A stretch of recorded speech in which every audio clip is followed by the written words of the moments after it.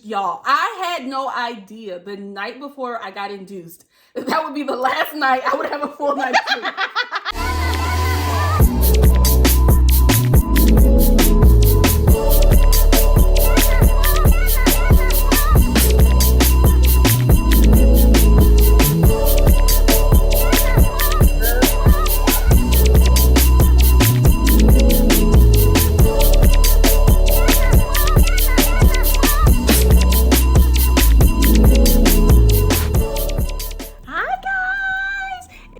Destiny Austin, and we are back with another episode of Destiny's Diary. Today we have my sister here, and we're going to be talking about all things postpartum, like what it is, how you feel when you're getting it, how to know when it's coming on, and what to do about it. Okay, but before we get started, do not forget to hit that subscribe button that's going to be to the right of your screen, and don't forget to hit your notification bell so you get all your updates about every time I post.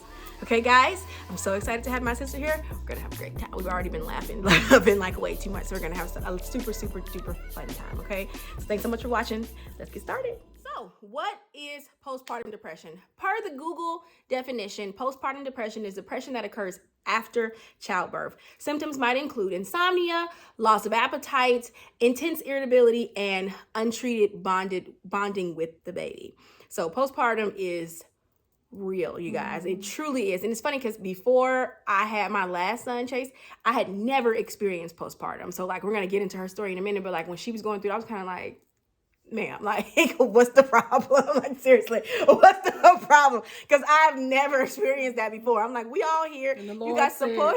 I know. And then I went through it really bad. So yeah, it is so real. And you really you seriously really do need support to get through that. So I'm going to like kind of turn it over to her. She's going to take over and kind of tell her story, talk about kind of like where they came from and where they are now, and how she kind of got into this whole postpartum issue and what she did about it. So first and foremost, I just want to say, just to kind of set up the scene, me and my husband had been married for 6 years before we started even trying to have a baby. And so that's important to know, because I feel like the culture shock of having a baby when you're used to life without a baby is real. Mm-hmm. And that contributed, I believe, to my postpartum. Mm-hmm. We decided to have a baby like the end of 2018. So we started like January 2019. I got pregnant by November 2019. And one of the things I also want to say was my pregnancy was great, but I had really bad morning sickness throughout the whole pregnancy. I was depressed about that. I came to my sister's house because I think one of the things too that kind of plagued with my mind when I was pregnant was that like my sister had, at that time you had 3 kids. 3. She had 3 boys, and it just seemed like she was just getting them out, and like she was good, no problem. Yeah. You know, she like just the symptoms didn't bother her, and I just felt like such a failure. I just felt like I'm throwing up, and I don't know if I can do this, and I have 8 more months to go. One time I came over here, and I was just really depressed, but I couldn't like emotionalize it, and it just all just started just to come out. I just broke down crying. I was just like, I got 8 months. Yeah, I think it scared her. I was just sitting on the couch and we was just talking, and she literally just broke down. I was like, are you okay? What's wrong? Like, what happened? I said she was crying like she was ugly crying. Like she was crying. Yeah, like snot, like the whole thing. And I'm like, what's going on? She was just like, you just seem so happy. I was like, I'm not happy. This was also during the pandemic. So I really feel like my sensitivity and nervousness was heightened too, because my doctor even told me, because my morning sickness was bad, but I feel like also I was just scared of germs. So my doctor even told me, like, Karen, a lot of this, like, you know, you're experiencing morning sickness, but a lot of this too, like, I wouldn't eat. I was so scared to eat out, and I couldn't cook because the smell of the food made me sick. So we had a couple deaths in the family too, so my emotions was on high by the time I had my baby, because I wasn't really eating a lot. My baby, it wasn't that she stopped growing, but she just wasn't growing as much as she could have. So they induced me like 3 weeks earlier. And it was just fine, because she was like full term, so it was fine. But she was little. She was 5 months and 19 ounces. I think that's another part that contributed to my postpartum, because it was just early, and we really had to jump into parenthood, you know, kind of early. I thought I had more time. I thought I had 3 more weeks, you know. But nevertheless, I had her. My sister came to stay with me the first week.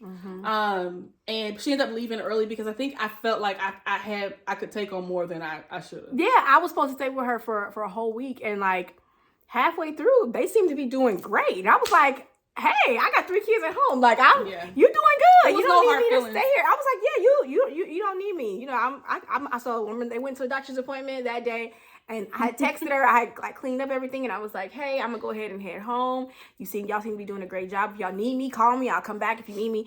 But y'all got it. I just want to say this to the new moms out there. If you got help that's willing to stay, keep them the whole time. You might think you got it, but you don't. You don't. My sister left that morning because Livia had her first doctor's appointment that day. So me and my husband took her there. And I remember her doctor was showing us how to like put her in her car seat, like how to make sure it's tight. My baby is small. My emotions on high. And I didn't say nothing. I was just sitting there. You need to insert that picture of me at the doctor's office because that's the moment my postpartum hit me. And he was just like pressing it, and was like trying to show me how to be tight. And it freaked me all the way out. I was just like, I felt like she could just break. And I really feel like that triggered my postpartum, along with before he even was showing us that, he was telling us like just different things that could happen. He was being a great doctor, and he is a great doctor. We still go to him. I was so sensitive. Yeah. One of my biggest fears was my baby not breathing at night. I don't know why. I know I got it. I know who I got it from, and you know who you are. That was a big fear of mine. And so, but it didn't kick in until after my sister left, because before my sister left, Livia would sleep with Destiny in the guest bedroom. So and my husband could just sleep. I never thought about if she was okay, if she was breathing, because she was with Destiny, and Destiny has 3 kids. I'm like, well, she's raised 3 boys, so she's good. She knows what she's doing. She's the mom guru. I slept good. It wasn't until Destiny left that all of these fears started creeping in. What was yours that triggered yours?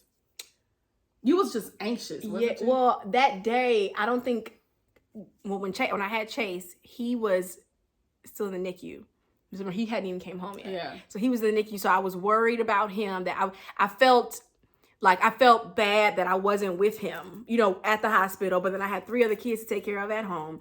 And then when I was at home, I was trying to pump. I was pumping, sending milk to the hospital. So that morning I hadn't ate anything. So I feel like I didn't realize I hadn't ate until it started. Like my postpartum started, the anxiety started.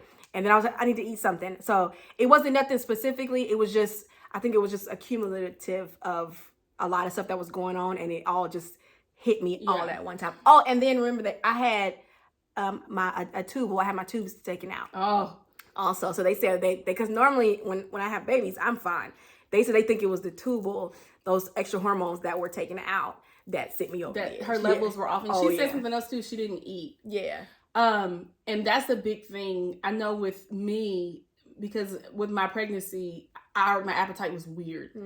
Then after the baby, after having the baby, I didn't get my appetite back till like months later. And so what I'm saying is that it's something like, I'm not saying to like gorge yourself, but if you don't eat, you are not well. Yeah, no, you're not well. You're not in the right headspace. Your hormones are already all over the place. And, just without proper nutrients and stuff. And then like with pumping, and that's taking a lot. Yeah, it's a lot that you're like giving out, and you got to replenish. Yes. The day it started. Insert picture. You can see it on my face. Yeah. That day, I remember when because I think that day was like a lot of pent up emotions, but I didn't know. I was like, oh no, I think I'm fine. But I just remember a lot of fears coming in. And I remember what happened was my baby, our doctor, after he did that whole thing with her that freaked me out, before that, he had told me all about all the things that she could get, all the sickness and stuff she get. I don't know, why he was telling me that he's a great doctor, but I just didn't need to hear that. Then he did the press on her. That scared me. And then he told us to go to the hospital in Hendersonville because she had jaundice. Oh, okay. We do something wrong. Again, all these fears coming in. So we went to the hospital, the worst experience ever. I won't say the hospital's name. You know who you are.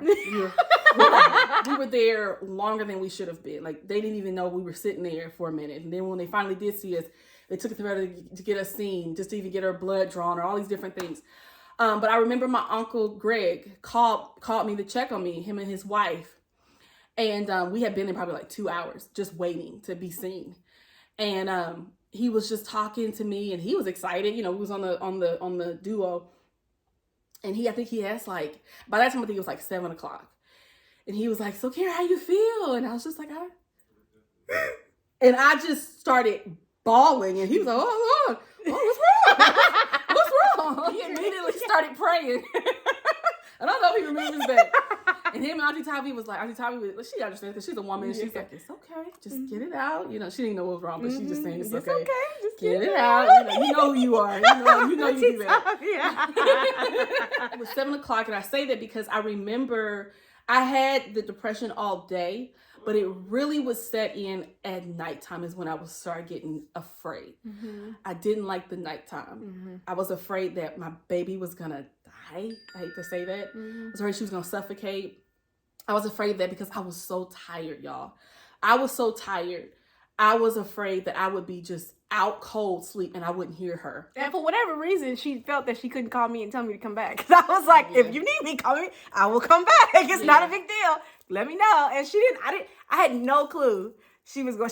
My mom said she would call my mom and she said, please don't tell Destiny. That was a thing though. I did that when I was in morning. So I said, don't tell Destiny. I'm like, why? I'm like, why? You don't want me to know? I don't know. I really don't know. Because I'm the mom.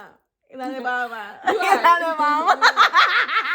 think what it is that, you know, I'm so great in so many other areas of my life, and she looks up to me, and so to like need your little sister or something like that, it was like, yeah, you need me for everything. That's okay. Me and my husband's lives completely changed, y'all. I had no idea the night before I got induced that would be the last night I would have a full night. I had no idea. And you hear people say these things. Yeah, and joke about it. Yeah. I don't know if I thought the baby was going to come and she was just going to integrate into our lives. But that is not what happened at all. We had to get adjusted to her. And even though like she did sleep a lot, I think the fact that I was so worried about her because I would wake up I'm not lying, y'all, every 5 minutes just to see if she was still alive. So just picture that. I'm pumping because this one had me on a schedule. Let's go. It was like, every 3 hours? Yes, every 3 hours. Every 3 hours I had to pump. Mm-hmm. Then... And pump until we got what we needed. So that could take an hour. Yes. Then, sometimes I would feed Livia because my husband was tired. Sometimes. I want to say that too. Sometimes. Because he ain't doing nothing. He can get up 2 ways. But back then I was so naive. I was a new mom. And I'm like, I don't want to bother him. And he's asleep. Girl. Now... feed her. Okay? So sometimes I would feed her. Yeah. So if you think about it, so let's say every 3 hours, I'm pumping. Mm-hmm. Every 3 hours I'm pumping. So that's taking an hour just to pump. Mm-hmm. Then I'm feeding her because at that time we had to feed her because she was small. We had to make sure she stayed fed. Bottle fed. Yes. Yeah. So I would feed her. That probably would take 30 minutes. Mm-hmm.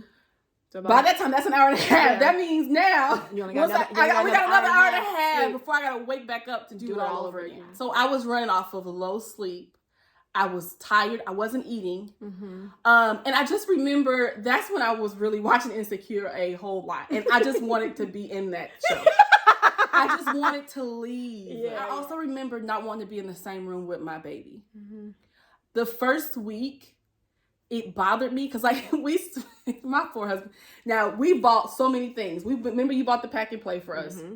We switched that and we put her in the bed. We had bought the little DACA top thing. I can't remember what we got. We had that. I was so scared he was gonna be too asleep that he was gonna roll over on her. So we said, I don't know, this ain't gonna work. Before we had the baby, me and my husband had switched. Usually time I'm on the right hand side, he sleeps on the left hand side. Well, we had switched because on his side of the bed there's more room. Well, we ended up switching back to pre-baby. Yes. And I ended up getting back on my side. So then we had to get a smaller bassinet. We bought a smaller bassinet. Every day it was like something's being delivered to our house because I just couldn't figure out this sleep thing. My husband was just like, okay. What do we need now? What do we need now? You know, I just felt like I couldn't sleep if I was in the room with her. Mm-hmm. I just need a break. I just need a break. Mm-hmm.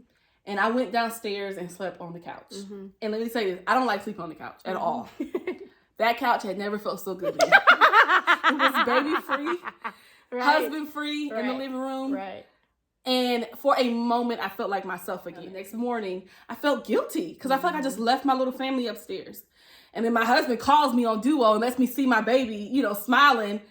And again, all them feelings just came back. Just the feeling of feeling like I wasn't there for my baby. Remember the picture? Yes, Lord. Yes, Lord. The picture that made her cry, but she kept on her screensaver. I'm like, take the picture down. There was this picture. We'll put it up. We'll have it up here. Like a couple of days after I had her, and her godmother is holding her, and her eyes. It's like the camera to me is me looking at her, and her eyes just look so innocent. And that picture freaked me out. And it was my screensaver when I first got home because, you're happy, you're a new mom, whatever like that. Then postpartum set in. And that picture just made me so sad because to me, what it felt like was like this little girl needed me. And I was just not ready to be her mom at all. I was not happy. And I hated to say it, but like I used to tell my mom, she's a nuisance in my life. She has just caused so much disruption. I'm used to be able to go to sleep when I want to and get a full night's sleep. I'm used to be able to do what I want and leave. I can't leave without talking to my husband, but I never had to talk to my husband. I would just leave and go to the store. You know what I mean? I felt like my freedom had been taken away. Yeah. So we're going to talk about like triggers and the things that triggered us during ours. I remember after I had my full blown anxiety attack and like they put me on my medicine, I came home and I took the medicine. My mom got me something to eat. I remember my mom was here, Karen was here, and my husband was here. My kids were gone, and I went in the back and I got in the bed and I was just laying there and I was like, I started relaxing. I tried to turn on the TV and I cut on Blackish, and it was on the episode when Rainbow was going through postpartum, and I was like, I can't watch. So I turned that off. So in my mind, I was like, okay, I can't watch anything to do with babies. I can't watch anything to do with families, nothing like that. And then my husband was getting ready to leave to go pick up the kids, and all he said was, "Babe, I'll be back. I'm going to get the boys."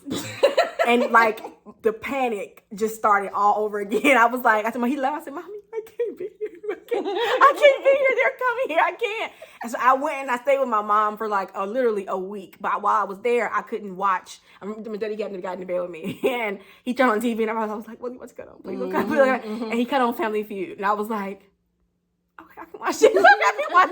I can watch this. Nothing I remind. I couldn't talk to my kids because if I talked to them, they were like, "Mommy, where you at? We miss you," and all that.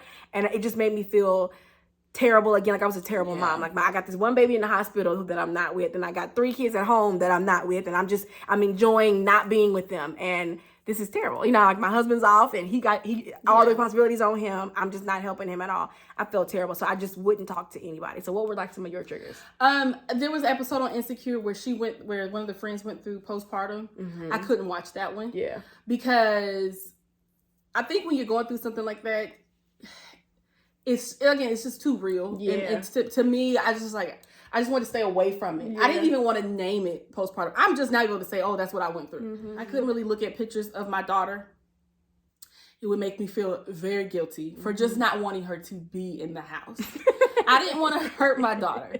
I just didn't want her in the house, to be honest with you. I wanted Destiny to come take her and raise her till she was like the age she is now.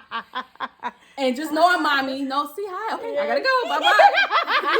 Like, that's really what I thought. Like, maybe, and when you're going through something like that, you think about stuff like that, like, but like, it could work. Yeah, like, she too young to, she won't remember this.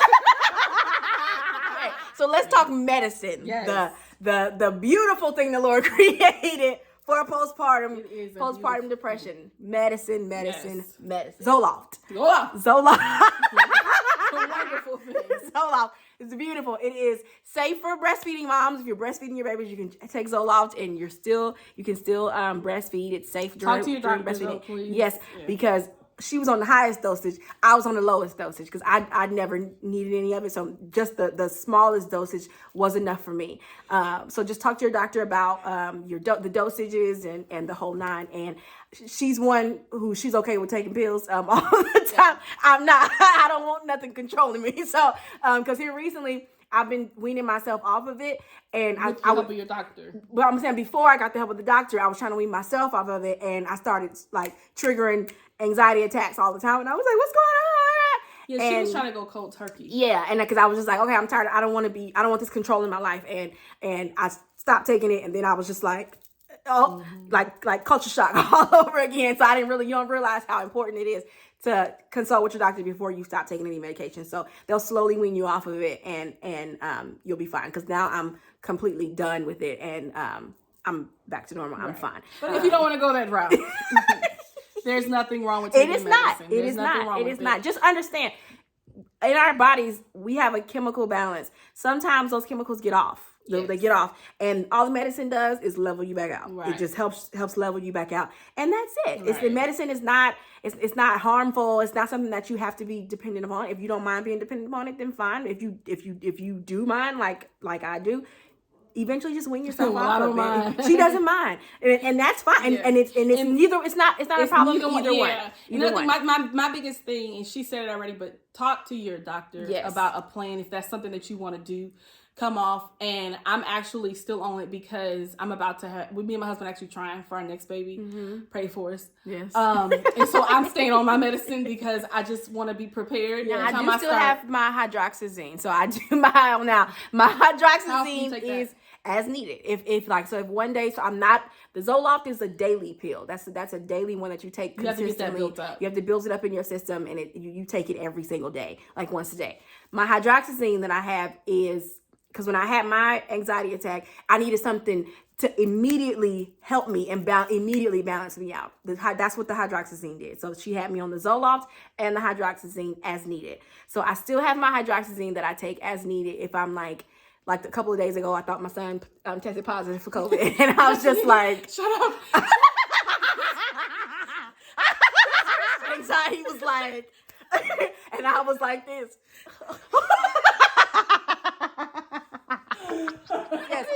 Yes, I had to take one of my hydroxyzines because I was like, I got 4 kids. What am I gonna do? I don't need my baby. But he ended up not being positive because the test was a fluke. But so we went and got him a real test, and he was negative. But during that time, my anxiety like revved up to the 10th power, and I had to take one of my hydroxyzines. So I still have those on the side of my bed. I keep those. My handy dandy little pills, my handy dandy little pharmacy that I keep on the side of my bed. So I did take that. So you have some options if you don't want something that you have to take every day. If you want something as needed, there are options for that. Again, talk to your doctor. Yes. That's the biggest thing is communicate with your doctor. Tell them your plan. Tell them what you want, what you don't want, and they will figure something out that will help, and that will be what works best for you. I remember feeling guilty because he would work and then he would come and get the baby, and even though he would come and do it, and it was like second nature to him, I just wanted him to say, it's okay. Like, I want to do this. And I remember he would come in the room and I would have the baby after he didn't work all day. And he would come in and get the baby and just go into the loft and close the door. And I would just start crying. He was upset. I would feel like he was upset. I would just start crying like, this is horrible.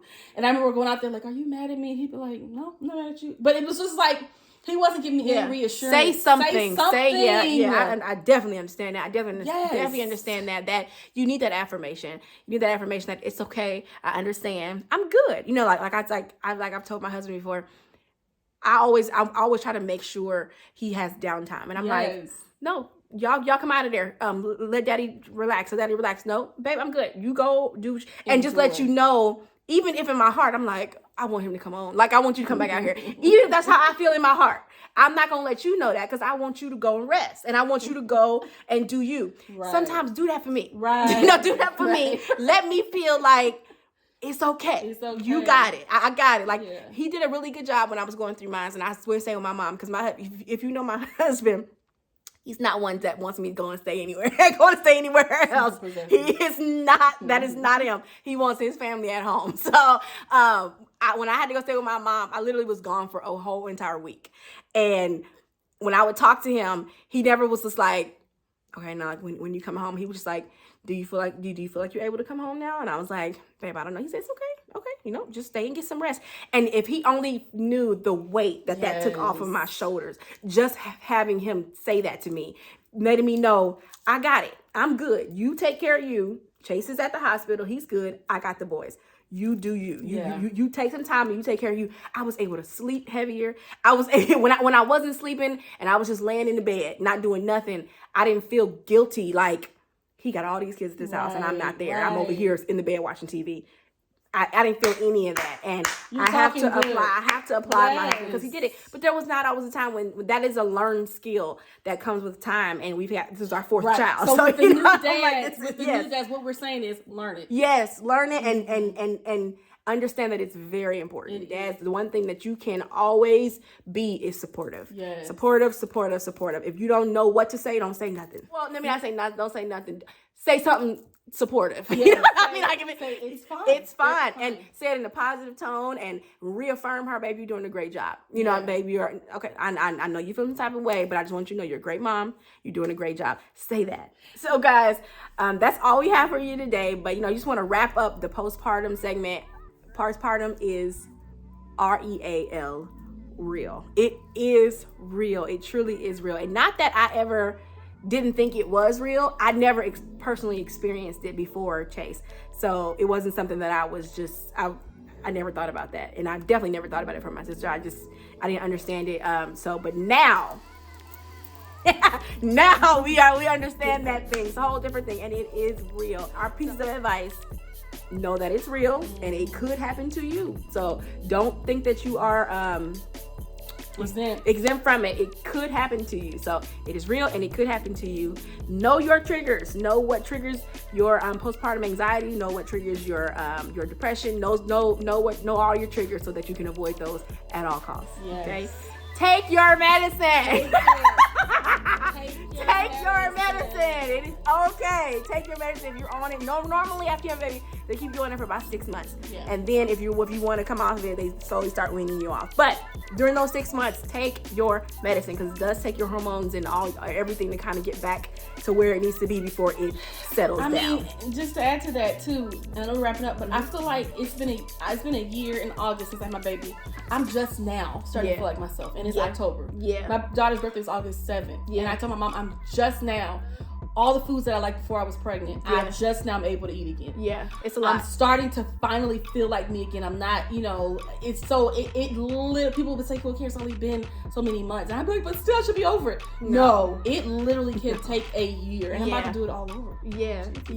So take your medicine. It is okay. Dads, be supportive. Yes, be supportive. Be supportive. The one thing that you can be during this whole thing for your wife or for your baby mama or for your girlfriend, whatever, be supportive. Give her permission. Yes, give her permission to, first of all, feel what she's feeling and live in that truth. And then give her permission to rest. Give her permission to go out. Give her permission to have fun. Give her permission to laugh and not feel like she got to have this baby with her at all times. No, give her permission and be supportive.